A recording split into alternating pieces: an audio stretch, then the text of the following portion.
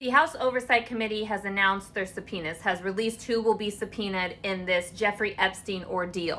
90% of this list is Democrats, and the Republicans that are in this list are Republicans that have quote unquote turned on Trump at some point or another, like William Barr, James Comey, Jeff Sessions. Missing from this list is Pam Bondi, who was the Attorney General at the time in Florida when this entire Epstein thing was going on and looked the other way for years on end. The victims are not in this subpoena. Maxwell gets to just show up whenever she wants to show up. Those are the things that stood out to me. Now, I want to be on record that any person who is involved in this Epstein ordeal should go to prison. Do not pass go, do not get $200, straight to prison. I don't care who it is. But when this list was announced, I saw content creators with millions of followers who sounded an awful lot like the mainstream media narrative, like the MAGA narrative.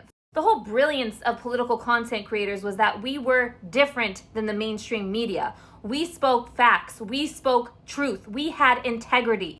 To be a content creator that has millions of followers and choose to instead do the clickable thing than the honest thing makes you no different than them. I don't have millions of followers, but what I always do have is the truth. When you are choosing clicks over the truth, what you are actually doing is choosing money over the truth, because that's what clicks are all about.